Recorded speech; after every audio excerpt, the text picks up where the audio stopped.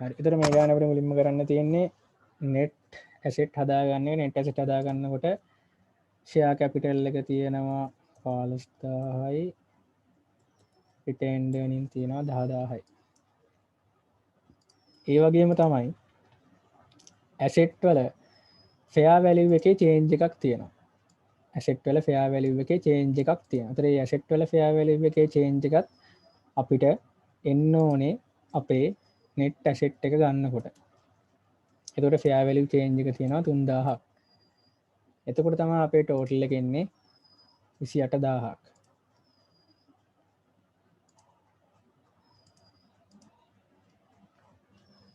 හරි. එතකොට මේ උත්තරේ කට්ටිය කියපු එක හරි.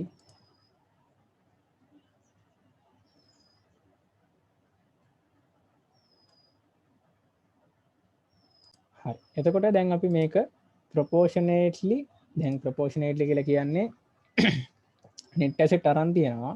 එතකොට net asset වලින් 120ක් ගන්න ඕනේ අපේ NCI කීයද කියලා බලන්න. හරි. එතකොට කීයද එන්නේ එතනට? කවුරු කියන්න පොඩ්ඩක්? 5600. ඔන්න හරි. 5600. හරි.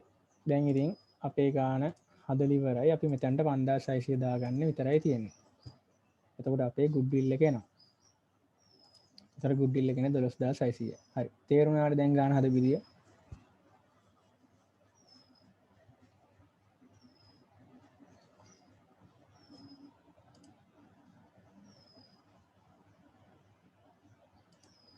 තේරුණා. හරි. ඊළඟට අපි ඊළඟ එකට යමු. හරි. මේ දැන් ඊළඟ එක පොඩ්ඩක් මේ හදපු ඔක්කොටම වඩා පොඩ්ඩක් කොම්ප්ලෙක්ස්. ඒ නිසා පටල ගන්න නැතුව හරියට හදා ගන්න ඕනේ. හරිද? දැන් මේ ගාන බැලුවොත් මේ ගානේ අපිට පේන්න දීලා තියෙනවා PP එක දීලා තියෙන්නේ cost එකක් දීලා තියෙනවා accumulated depreciation උත් දීලා තියෙනවා carrying value එකක් දීලා තියෙනවා ඊට පස්සේ investment දීලා තියෙනවා current asset දීලා තියෙනවා stated capital retained earning non current liabilities ඔක්කොම අදාළ අපිට ඕන වෙන ටික එයා ගානේ දීලා තියෙනවා එතකොට මේ ගාන ටිකක් කොම්ප්ලෙක්ස් ගානක් ඒ නිසා හිමීට හදමු තේරෙන්නේ නැති මොනවා හරි දෙයක් තියෙනවා නම් ඒ වෙලාවෙම අහන්න හරි එතකොට අපි මුලින්ම ගාන බලලිමු ගානේ තියෙනවා එතකොට ඔන්න හරි P limited and S limited තමයි දීලා තියෙන්නේ 2018 දෙසැම්බර් 31ට ඊළඟ වීඩියෝ එකකින් බලුවොත් හරි P limited එකලු acquire කරගත්තේ S limited එක. එතකොට P limited එක තමයි parent වෙන්නේ. S limited එක subsidiary එක. අරන් තියෙන්නේ කවදද 2017 ජනවාරි 1. ඔන්න දැන් එතකොට acquire date එක සහ financial position date එක අතර වෙනසක් තියෙනවා. ඒ කියන්නේ pre acquisition profit එකක් සහ post acquisition profit එකක් අනිවාර්යයෙන්ම මේක ඇතුලේ තියෙනවා. එතකොට ඒක මතක තියාගන්න. ඊළඟට දෙවෙනි adjustment එකෙන් කියලා තියෙනවා PP වල fair value එක සහ investment of S වල වෙනසක් වෙලා තියෙනවා. එතකොට acquisition date එකට PP වල fair value එක 3200ක් තියෙනවලු. ඊළඟට investment of S වල 2000ක්ලු තියෙනවා.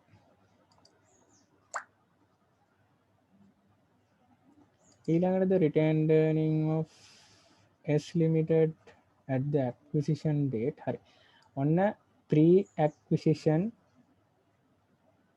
profit එක දීලා තියෙනවා. නැත්තම් අපි acquire කරගන්න කලින් තිබ්බ profit එක retained earning එක අපි acquire කරගන්න දවසට තිබ්බ එක 1000යිලු. fair value of NCI ඔන්න NCI වල fair value එක දීලා තියෙනවා. ඊට පස්සේ දීලා තියෙනවා PPE 10%ට depreciate කරන්නලු. NCI මයින්නේ fair value එකටලු. එතකොට අපිට NCI වලට proportionately දාන්න බෑ NCI මයින්නේ fair value වලට කියලා කිව්වහම. හරි. එතකොට දැන් මේකට අපිට accounts ටිකක් ඕන වෙනවා. සාමාන්‍යයෙන් accounts 6ක් ඕන වෙනවා අපිට මේ ගාන හදන්න යනකොට T accounts වලින්. හරි එතකොට T account 6ක් රූල් කරගන්න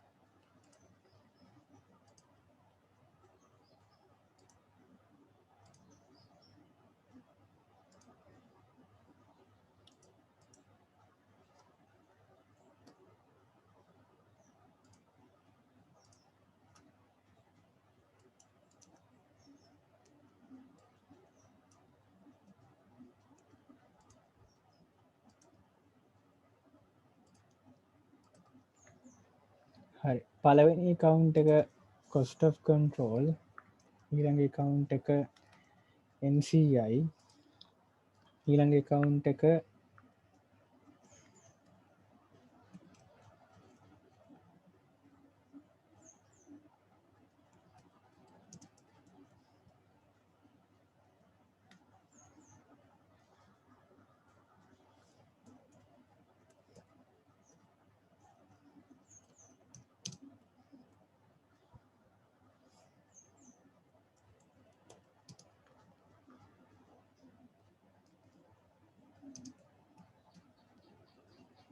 S limited එකේ retained earning account එක ඊළඟට post acquisition profit account එක ඊළඟට PPE S limited එකේ account එක ඊළඟට provision for debt එකත් S limited එකේ හරි මුලින්ම අපි accounts එක එකපාර ගහගමු එතකොට අපේ double entry දානකොට ඒක ලේසි හරි ඊළඟට අපි මුලින්ම balances ටික දාගෙන ඉමු profit එකයි අදාළ ටික එතකොට අපිට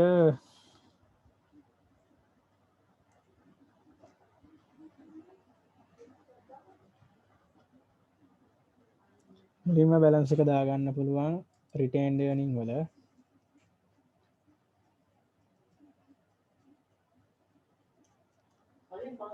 balance එක කීයක් තියෙනවද S limited එකේ retained earning වල balance එක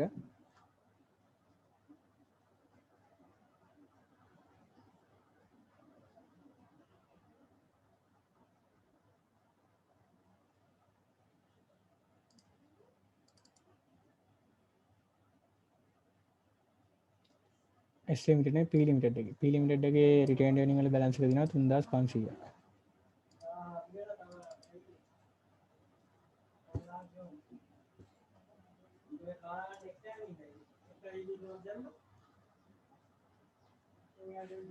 මේක S නෙමෙයි මේක P limited හරි ඊළඟට PP එකේ දාගමු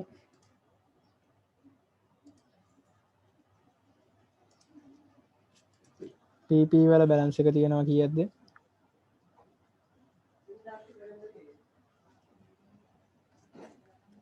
කීයද PP වල balance එක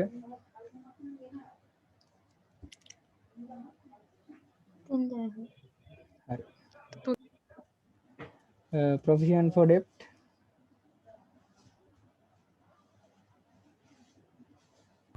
එක්දස් දෙසීය හරි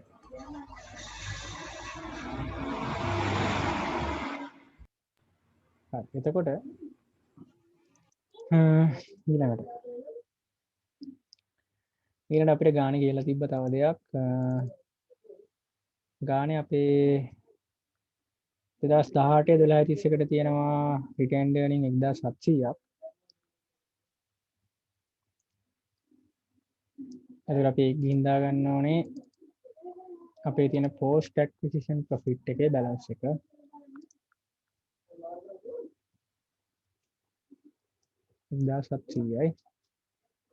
ඊළඟට අපි යන් ඇඩ්ජස්ට්මන්ට් ටික බලන්න පොඩ්ඩක්.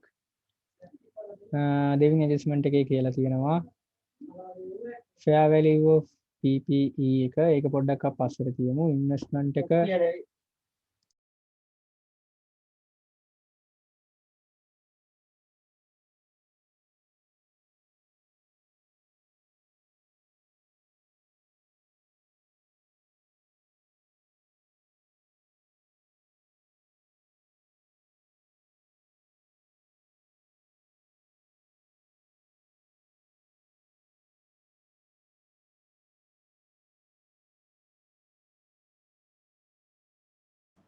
හරි. එතකොට අපිට ඒක කියලා තියෙනවා තව investment of S 2000 ඒ වගේම කියලා තියෙනවා return earning එක acquisition එක දවසේ return earning තිබ්බ 1000 NCI එකේ fair value එක කියලා තියෙනවා 2500. අපි මුලින් ඒ එක දාලිමු. එතකොට අපි ගිහින් දාගමු අපේ retained earning එක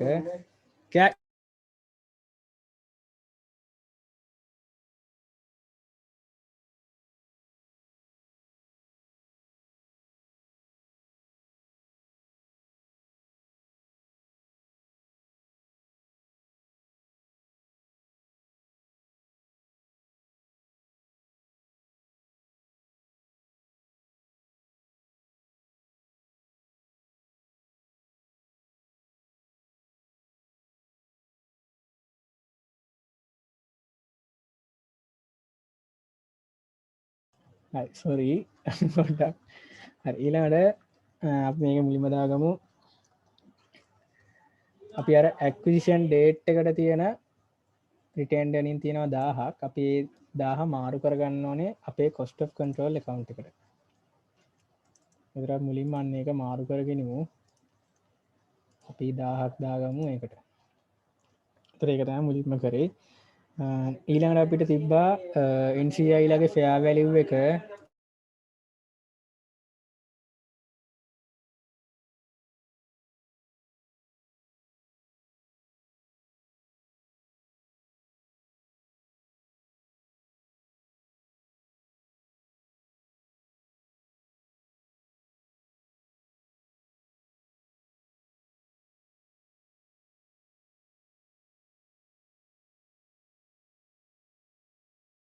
හරි. ඊළඟට අපි NCI දාගන්න ඕනේ. ඒතර NCI දාගන්නකොට NCI දැන් දාගමු. NCI වලගේ fair value එක අපිට දීලා තියෙනවා ගානේ 2500යි කියලා. ඒතර අපි ඒක ගිහින් NCI account එකට දාගමු.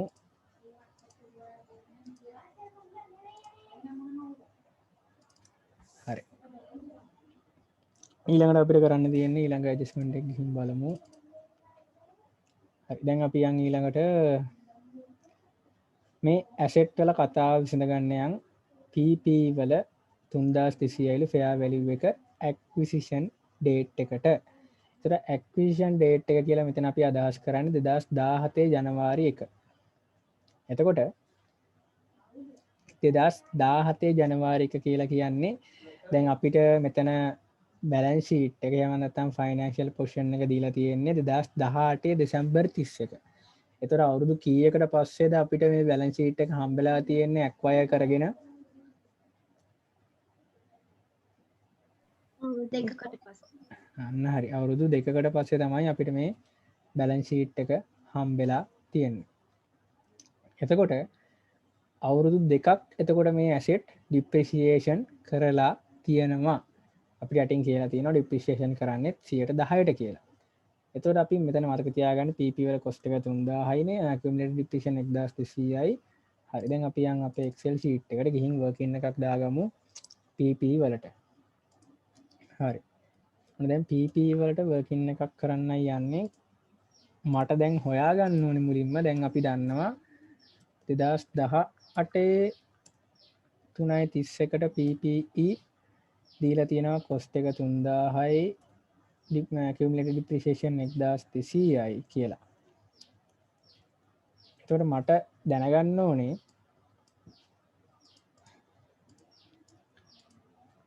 අපි මේක acquire කරගත්ත දවසට. එහෙම නැත්නම් 2017 1.1 කීයක් තිබ්බද PPE value එක කියලා. එතකොට දැන් මේ value එක ගන්නකොට cost එකේ වෙනසක් වෙන්න විදිහක් නැහැ. cost එක 3000ම තමයි. හැබැයි මේ අවුරුදු දෙක ඇතුළත අනිවාර්යයෙන්ම මේ asset එක නැත්නම් PPE ටික depreciate වෙලා තියෙන්න ඕනේ. හරි. එතකොට asset එක depreciate වෙලා තියෙන්න ඕනේ.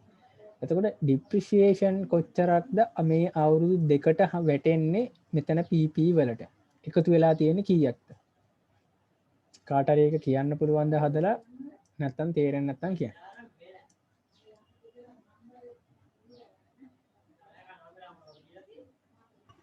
600යි. ඇයි 600ක් කියලා කියන්නේ asset එකේ cost එක 3000යි 3000යි 110යි අපි depreciate කරන්නේ 110 ගානේ අවුරුදු දෙකක්. එතකොට 600ක් එනවා depreciation. එතකොට 600ක් depreciation එකතු වෙලා තියෙනවා මේ අපි ගත්තට පස්සේ. එතකොට අපි මේ depreciation ටිකත් backward කරනවා නැත්තම් reverse කරනවා. ඒකට හේතුව තමයි මං කිව්වා අර fair value adjustment කතාව කියනකොට අපි fair value එකේ acquisition date එකට වෙනසක් වුණොත් අපි ඊට පස්සේ කරලා තියෙන depreciation ඇත්තටම කිව්වොත් වැරදි. ඇයි අපි අර fair value එකේ වෙනස එහෙම නැත්නම් asset එකේ කරපු revaluation එක හෝ asset එකේ net value එකේ වෙනස අපි ගලපන්නේ නැතුව තමයි මේ depreciation කරලා අරන් තියන්නේ. එතකොට ඒක වැරදි. ඒ නිසා අපිට ඒක හදාගන්න හරියටම අපි මොකද කරන්නේ? අපි මේ ටික දැන් රිවර්ස් කරන්න ඕනේ. දැන් තමයි අර මං කලින් කිව්ව ජර්නල් එන්ට්‍රීස් ටික පාස් කරන්න ඕනේ. එතකොට ඔන්න අපි දන්නවා ඩිප්‍රිසියේෂන් කීයද 600ක් කරලා තියෙනවා මේ අවුරුදු දෙකට. එතකොට මේ 600ක ඩිප්‍රිසියේෂන් අපි රිවර්ස් කරන්න ඕනේ. එතකොට ඔන්න අවුරුද්ද මුල එහෙම නැත්නම් අපේ ඇක්විසිෂන් ඩේට් එකට තියෙන අපේ කැරින් වැලියු එක වෙන්නේ 2400යි අදට තියෙන කැරින් වැලියු එක වෙන්නේ 1800යි. හරි. මෙතන මම මේ කරපු පොඩි කැල්කියුලේෂන් එකේ කාට හරි අපැහැදිලි බවක් තියෙනවා නම් දැන් අහන්න මේක ඩබල් එන්ට්‍රි වලට යන්න කලින්. එහෙම කාට හරි ප්‍රශ්නයක් තියෙනවද නැත්නම් තේරුණාද?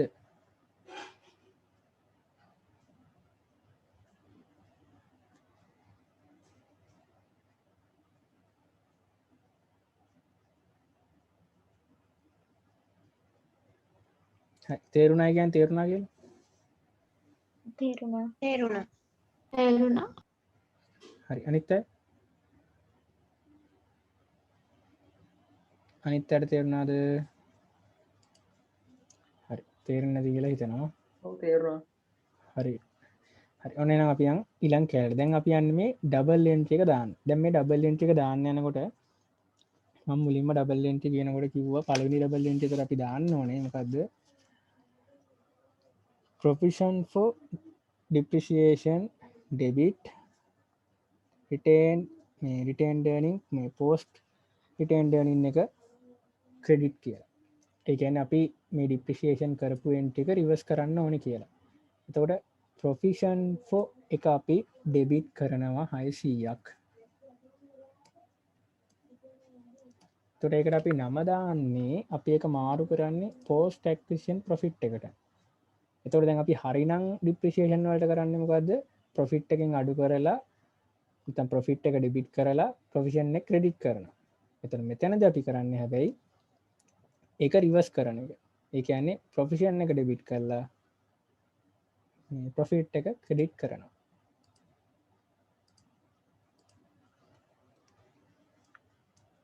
මේක තමයි අපේ පළවෙනි රිවර්ස් එක. ඊළඟට අපි රිවර්ස් කරන්න ඕනේ මං කිව්වා දැන් අපි ප්‍රොෆිෂන් ෆෝ ඩිප්‍රිසියේෂන් account එකේ මේ බැලන්ස් එක ගැලපුවාම ඒ කියන්නේ ඕපනින් බැලන්ස් එක 1200 තිබ්බ එකට අර අවුරුදු අපි ඇක්වයර් කරගත්තට පස්සේ කරලා තිබ්බ ඩිප්‍රිසියේෂන් ගැලපුවාම අපිට එන වෙනස මොකක්ද මේ මුල තිබ්බ ඩිප්‍රිසියේෂන් එහෙම නැත්තම් අවුරුද්ද පටන් ගන්නකොට තිබ්බ නැත්නම් අපි ඇක්වයර් කරගන්නකොට තිබ්බ ඩිප්‍රිසියේෂන් ටික තමයි ඉතුරු වෙන්නේ. එතකොට ඒ ඩිප්‍රිසියේෂන් අපි දන්නවා කීයද 600යි කියලා. එතකොට අපි යනවා ඊළඟ එන්ට්‍රියට. ඊළඟ එන්ට්‍රියේ තියෙන්නේ provision for depreciation debit asset account credit. එතකොට ඒ ඉතුරු 600ට මොකද අපි කරන්නේ PPE account එකට මාරු කරලා දානවා. මේ දාන්න හේතුව මොකක්ද? PPE වල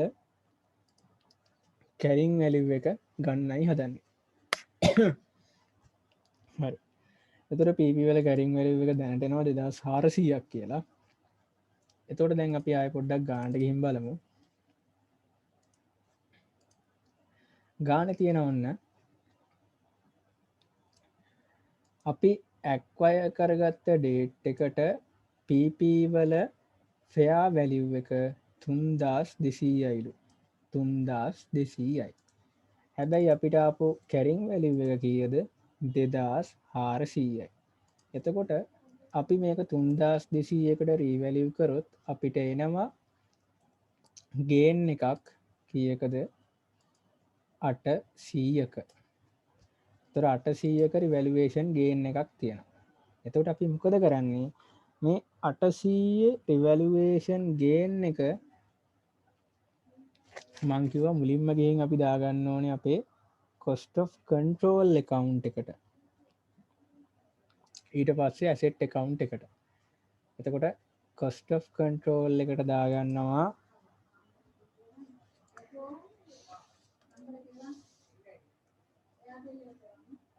revaluation PPE 800යි. ඒක ගිහින් PPE account එකට දාගන්නවා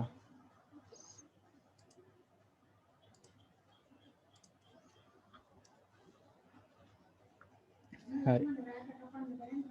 එතකොට මේ එන්ට්‍රි ටික තමයි PP සම්බන්ධ වෙන්නේ.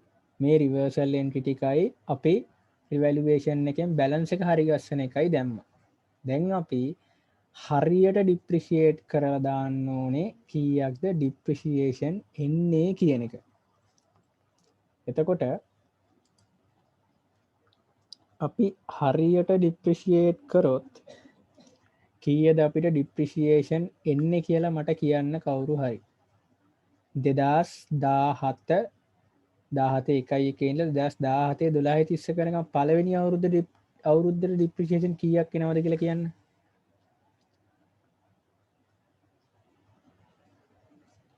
10% තමයි ඩිප්‍රිසියේෂන් කරන්නේ. ඉක්මනට කියන්න.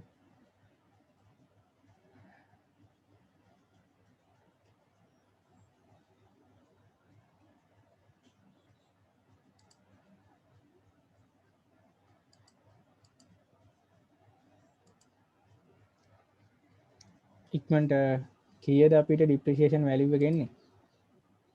400යි.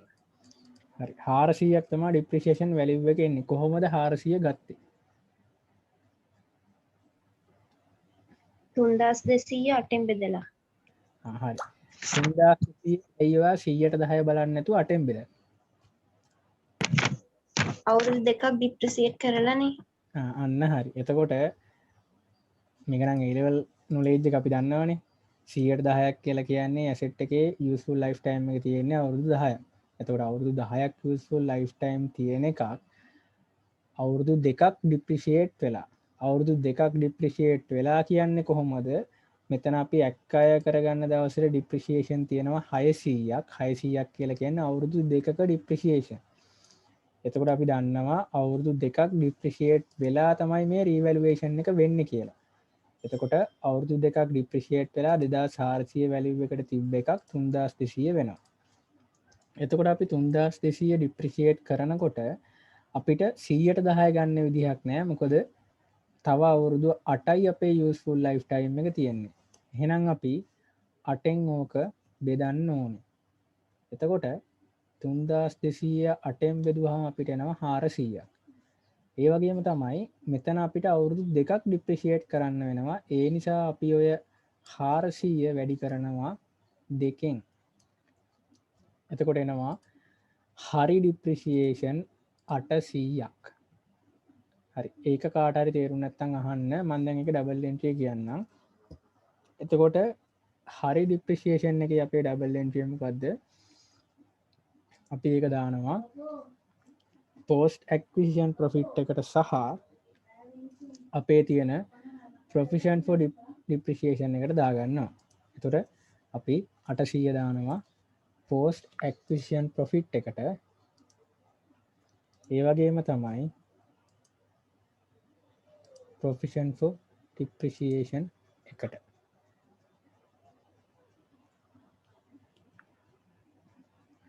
හරි මේ දාපු එන්ට්‍රි එක ගැන කාට හරි ප්‍රශ්නයක් හරි තේරෙන්නේ නැති හරි මොනවා හරි දෙයක් තියෙනවද? තියෙනවා නම් අහන්න.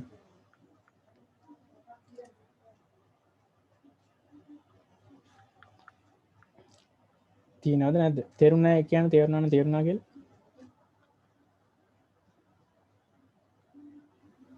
තේරුණා. හරි. එහෙනම් දැන් අපිට තියෙන්නේ account එක balance කරන්න. දැන් මෙතන account එක balance කරාම එනවා අපිට 2000යි.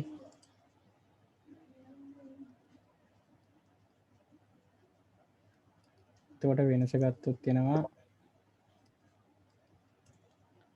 800ක් එනවා balance එක.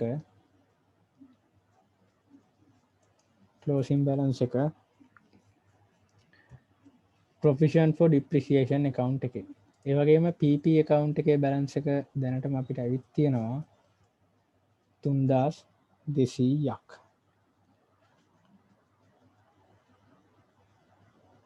ඊළඟට අපි දැන් post acquisition profit කියන account එක balance කරොත් අපිට ගන්න පුළුවන් හරි profit එක කීයද කියන එක.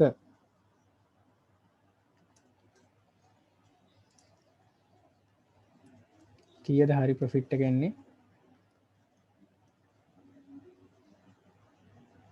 කීයද?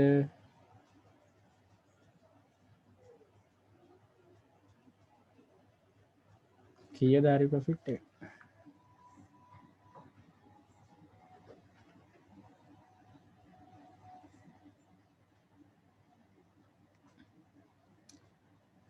අසූ අතරේ 80යි කියන්නේ කීයද හරි profit එක? 500යි. 500යි. එතකොට මේක තමයි හරි profit එක. එතකොට මේ profit එක අපි කොහොමද බෙදලා දෙන්නේ කියලා කියන්නේ.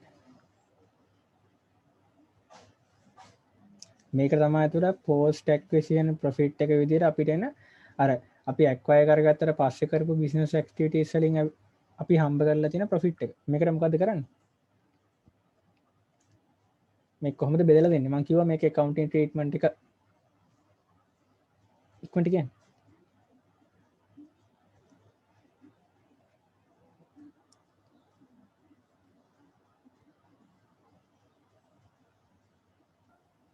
සියයට 60යි 40යි අතර බෙදලා දෙනවා. අන්න හරි 160යි 40 අතර බෙදලා දෙනවා. එතකොට 500න් 160ක් කියලා කියන්නේ 300ක් එනවා retained earning account එකට. ඉතුරු 200 යනවා NCI account එකට. එතකොට ඔයාලට ඕන නම් මේක බෙදලා එහෙම මේකට දාගන්න. එහෙම නැත්නම් දෙකම එකට දාගන්න. මම මේක එකපාර දාන්නම්. post acquisition profit එක කියලා. එතකොට අපිට මේක දාගන්න පුළුවන්. හරි එතකොට මේ account එකත් ඔබට ඕන නම් balance කරගන්න පුළුවන්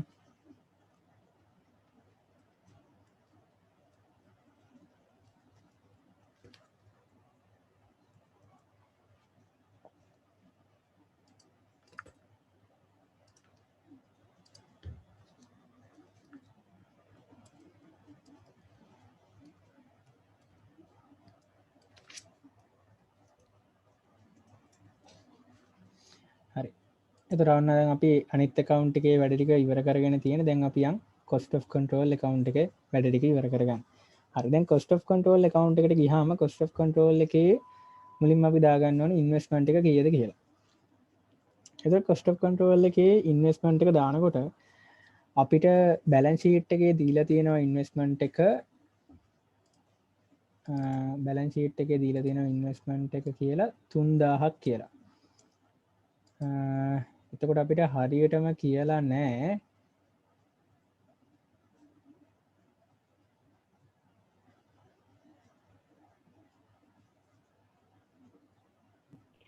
අර කන්ස් ටික ආයි පොඩ්ඩක් පෙන්නනවද අර කලින් හරි හදපු ටික හරි පෙන්නන්න හරි විනාඩියක් ඉන්න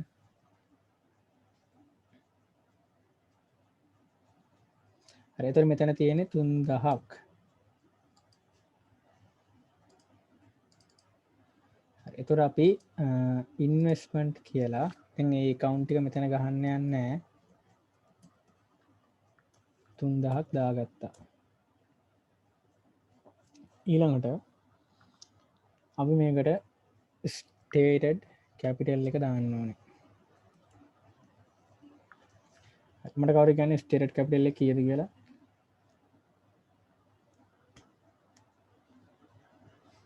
කීයද stated capital එක 1000 හරි 2500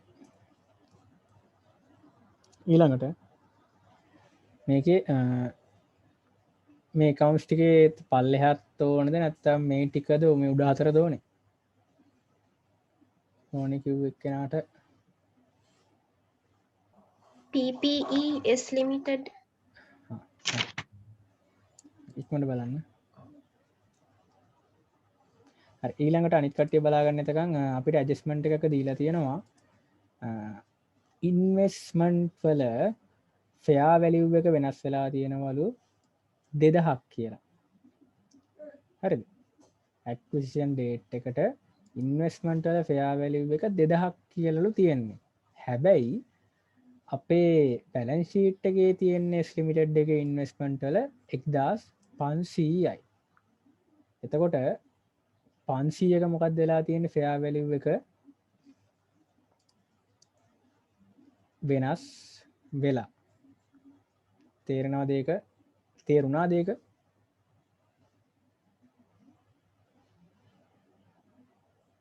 තේරුණාද ඒක ඉක්මනට කියන්න විනාඩි 2යි තියෙනවා හරි එතකොට අපේ කියලා තියෙනවා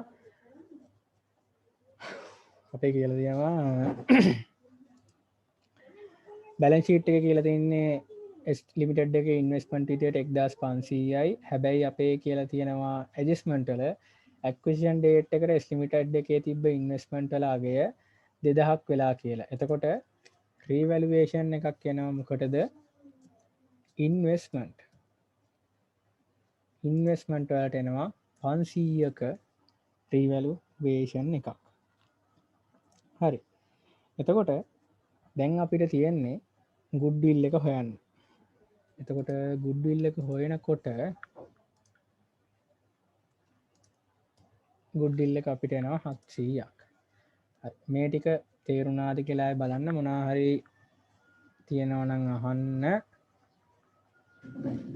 තව විනාඩියකින් මේක ඉවරයි. ඊළඟ එකෙන් මම කියලා දෙන්නම් අරක PN balance sheet එක හදාගන්න විදිහ.